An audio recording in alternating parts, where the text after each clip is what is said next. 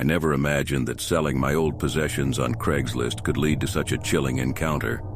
It all started when I listed an antique music box for sale, an heirloom from my late grandmother. Little did I know that this seemingly harmless transaction would turn into a nightmarish ordeal. The potential buyer, who went by the name Alex, showed keen interest in the music box. They insisted on meeting at a remote location, far from the hustle and bustle of the city. Despite my apprehension, I agreed, hoping to find the perfect home for the cherished keepsake. As I arrived at the designated spot, a sense of unease washed over me. The location seemed eerily deserted, with only the moonlight to illuminate the surroundings. I spotted Alex standing near an ancient-looking tree, their figure cloaked in shadows. As I approached, I could feel their piercing gaze fixed upon me. There was something off about their demeanor, a palpable tension in the air. Ignoring my instincts, I mustered a smile and presented the music box. Alex's eyes widened with an unsettling intensity, and they reached out to touch the heirloom delicately. Suddenly, they jerked back and muttered something incoherent. I thought they had changed their mind about the purchase, but before I could react, Alex's demeanor shifted dramatically. Their expression contorted into a sinister grin, sending shivers down my spine. I tried to back away, but Alex moved with unnatural speed, blocking my path. Fear gripped my heart as they lunged forward, their eyes filled with an unexplainable rage. Without warning, they brandished a rusty knife, its glint reflecting the moonlight menacingly. My heart pounded in my chest as I scrambled to escape. Every step I took, Alex seemed to match with terrifying precision. It was as if they knew my every move, anticipating my every attempt to evade them. Panic consumed me, and I veered off the path, hoping to lose them in the dense forest. The rustling of leaves and branches echoed behind me, growing louder and more relentless. I couldn't see Alex, but their presence felt ominously close. Fear drove me to run faster, my breaths coming in desperate gasps. As I stumbled through the darkened woods, the trees seemed to loom closer, their branches reaching out like ghostly fingers. The moon played hide-and-seek with the clouds, casting eerie shadows that danced around me. Each step felt like a step into the unknown, as if the very forest itself was conspiring against me. Eventually, I stumbled upon a small, abandoned cabin seemingly forgotten by time. Desperation pushed me inside, hoping to find refuge from the relentless pursuer. But as I caught my breath, I realized my mistake. The cabin was filled with relics of the past, dusty mementos of lives long gone, and an inexplicable heaviness hung in the air. Suddenly, the door creaked open, and there stood Alex, their eyes ablaze with an unsettling determination. My heart sank as I realized there was no escaping them. As the potential buyer, Alex, closed in on me in the haunted cabin, my heart raced with fear.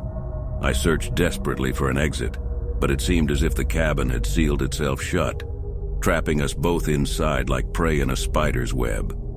Alex's sinister grin widened as they brandished the knife once more, the rusty blade glinting in the dim light.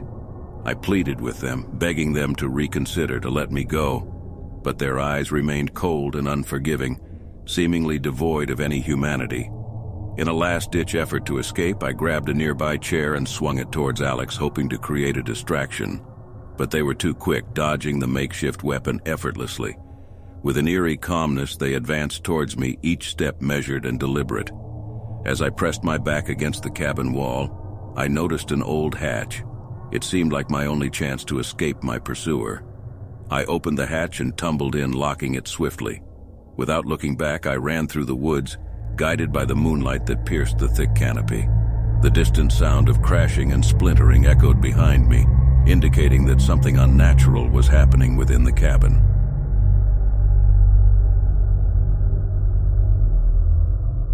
I hesitated as I clicked on the Craigslist listing, my heart pounding in my chest.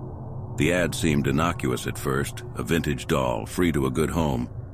But something about the accompanying photo sent chills down my spine. The doll's glassy eyes seemed to follow me, and a malevolent grin stretched across its porcelain face. Against my better judgment, I decided to contact the seller, hoping to get some answers about the unsettling doll. A cryptic reply came swiftly, instructing me to meet them at an abandoned house on the outskirts of town. The moon hung low in the sky as I approached the dilapidated structure.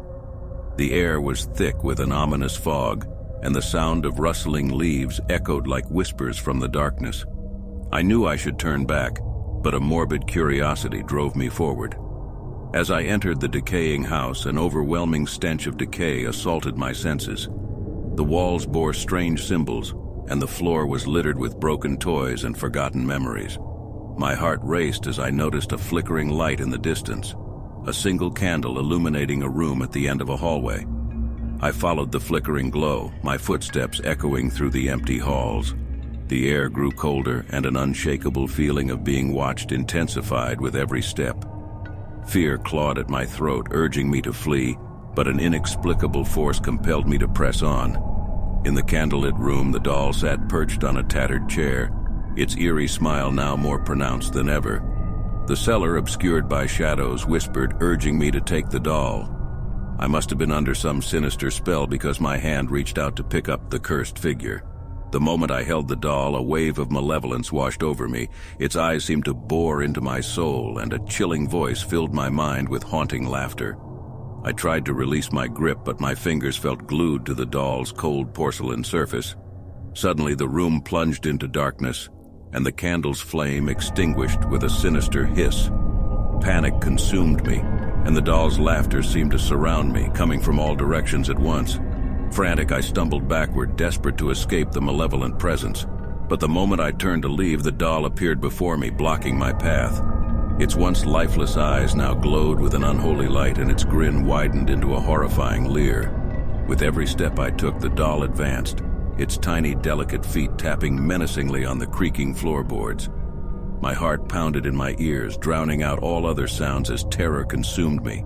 I tried to scream, but no sound escaped my lips. The doll's haunting laughter echoed through the walls, mingling with my silent cries for help. There was no escape from this living nightmare.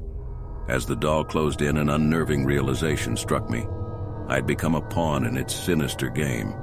I was just another victim lured into its web of horror, destined to be trapped in this desolate house forever.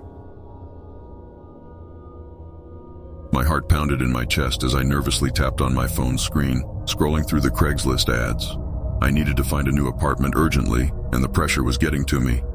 That's when I stumbled upon an unbelievably cheap listing for a beautiful apartment in a seemingly safe neighborhood. Feeling a mix of excitement and suspicion, I decided to contact the poster. To my surprise, they responded quickly, claiming to be the landlord and offering to show me the place right away. Despite my reservations, I was running out of options, so I agreed to meet them that evening. As I approached the address provided, a sense of unease settled over me. The neighborhood looked nothing like the one described in the ad. It was dimly lit and deserted, with an eerie silence that sent shivers down my spine. But I kept telling myself that maybe I was just being paranoid. When I finally arrived at the address, I was met by an old, dilapidated house. My gut screamed at me to leave, but curiosity got the better of me, and I hesitantly knocked on the door. The sound echoed through the empty halls, and there was no answer. Just as I was about to leave, the door creaked open slowly, revealing a figure cloaked in darkness. The so-called landlord had an unsettling aura, making it hard to see their face clearly. They invited me inside with a strange smile, and as I stepped through the threshold, the door slammed shut behind me, making my heart race even faster. I demanded an explanation, but they simply brushed it off as a draft. As we made our way through the dimly lit house, I noticed peculiar objects scattered around. Dusty old dolls, faded photographs, and strange symbols etched into the walls. The air grew heavy, and I knew I had walked into something far more sinister than a simple apartment viewing. Fear began to consume me, and I mustered the courage to ask about the apartment's details. The landlord's response sent chills down my spine. The cheap rent was because it was haunted. My blood ran cold, and I tried to leave, but the door was locked, and the landlord grinned maliciously. I was trapped. Frantic and desperate, I searched for a way out, but the house seemed to have a mind of its own, leading me in circles through its twisted corridors. I felt a presence lurking in the shadows, watching my every move. Panic set in as I realized I might never escape. In my desperate attempt to flee, I stumbled upon a hidden room filled with sinister artifacts and unsettling symbols. It dawned on me that this place was a hub of malevolence and darkness. The landlord appeared behind me, their eyes gleaming with malevolence as they revealed their true intentions. They lured unsuspecting victims like me into this cursed place for their sinister rituals. I pleaded for my life, but there was no mercy to be found. The room seemed to close in on me, and I felt a haunting presence surrounding me. My heart pounded louder, and I knew my time was running out. As the night wore on, I heard horrifying screams and unearthly cries echoing through the haunted house, blending with my own desperate pleas for help.